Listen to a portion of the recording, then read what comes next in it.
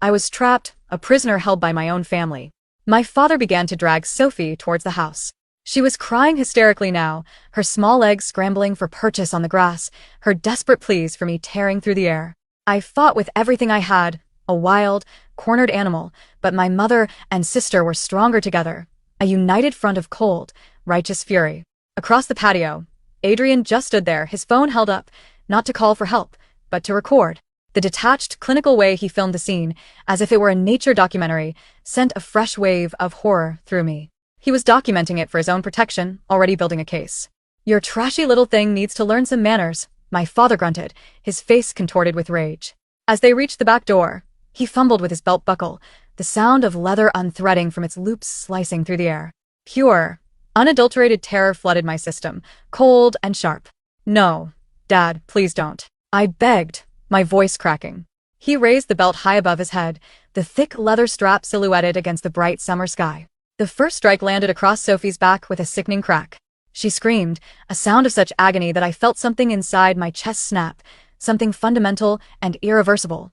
The second strike hit the backs of her legs. She tried to curl into a ball on the ground, her small body convulsing, still crying out for me. "Stop it! Stop it!" I was kicking, biting, screaming, doing anything I could to break free, but their grip was like iron. My mother, incensed by my struggle, slapped me hard across the face, the sting bringing tears to my eyes. "Be quiet," she seethed. "You're just making it worse for her." The third strike landed. Then the fourth. Sophie's cries were growing weaker, dissolving into ragged, whimpering gasps. The fifth strike caught her across the shoulders. She went limp, collapsing onto the grass like a marionette with its strings cut. A few more strikes landed on her small, still form, and then she fell silent.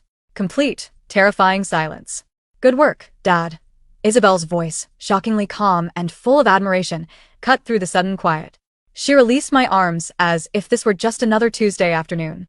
Now maybe she'll think twice before she disrespects my kids. My parents and sister gathered together, a tight, self-congratulatory circle. My father was breathing heavily, a sheen of sweat on his forehead as he rebuckled his belt. My mother was already fussing over Isabel, smoothing her hair, muttering about how they would never let anyone harm her angels, how they knew how to raise children properly. Finally free, I stumbled forward, my entire body shaking so violently I could barely stand. Sophie was not moving. She was just lying on the grass, a broken doll in a tattered sundress, dark crimson stains blooming on the pale yellow fabric. My mother turned to me, her eyes as cold and hard as a winter sky. "Pick her up and get out," she commanded.